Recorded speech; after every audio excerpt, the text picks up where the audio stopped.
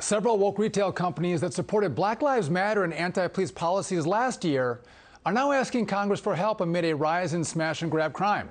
San Jose Police Officer Association President Sean Pritchard recently saying on Fox Digital, quote, many corporate leaders jumped on the woke bandwagon and wrote big corporate checks to organizations that still continue to advocate to defund the police. They did not think of anything beyond not being a racist. All right, well, here now to react and weigh in is Miranda Devine from the New York Post. Miranda, thank you for joining me. So this is so frustrating. You had companies like Target and Nordstrom's that wrote huge checks to Black Lives Matter and the ACLU. They're all woke, saying let's support organizations that are going to defund the police. And communities got defunding the police, and all of a sudden you have these smash and grab robberies. And then these same companies are coming back to Congress and saying, oh, no, we want you to do something to save our businesses. What say you? Well, exactly. I mean, they only have themselves to blame. They pandered to the Democratic Party, which was using riots and civil unrest and the breakdown of law and order to beat Donald Trump in the last election. And they were all in it together. And the people who really suffer are the customers, the people who have to work in these places that are no longer safe because you've got shoplifters and criminals coming in and ransacking. It destroys the quality of life in cities when there is just such open theft and robbery and violence. And the Democrats and their woke corporate brethren are all to blame, and they did it for political purposes. And the only reason they care now and they're speaking out is because the polls have turned against them. No, the 100% the polls have turned against them, Miranda. But here, if I was in Congress for 9 years, and if I got that letter, I'd say, well, hey, all you woke companies that wanted these policies in place that now you don't like, have you rescinded your contributions to these, left-wing organizations that want to defund the police? Or have you publicly condemned these companies, saying you don't stand with them any longer? I don't think they've done either of those things. They want it both ways. They want to say we stand with defunding the police, but then I want to go to Congress and say, hey, Congress, we want you to help us out to keep my business safe. I mean, they're total hypocrites, I think, in the way they're handling this.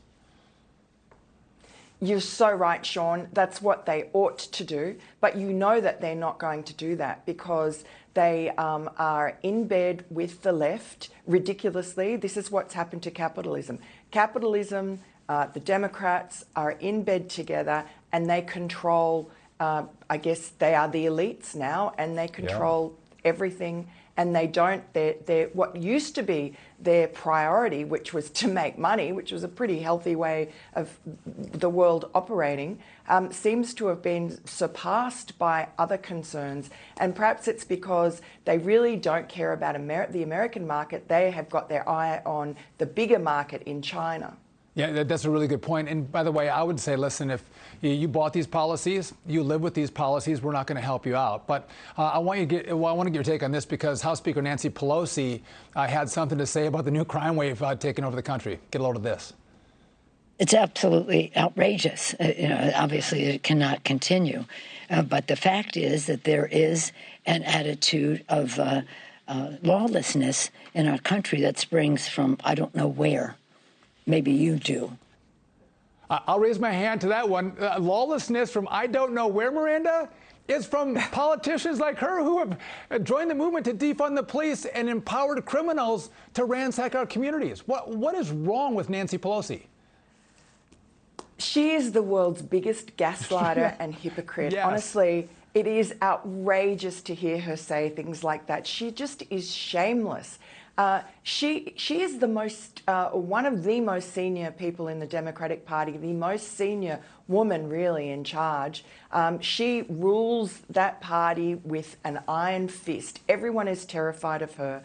She decides what goes down.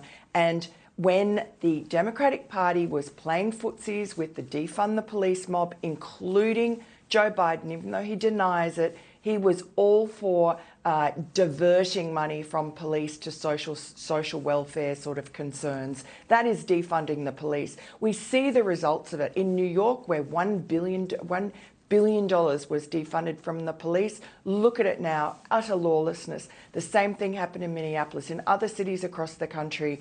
That was madness, and it was facilitated, and it was, I guess, agreed to by the Democratic Party because they thought this was a great way of softening up the citizenry and making them feel that under Donald Trump there was nothing but chaos.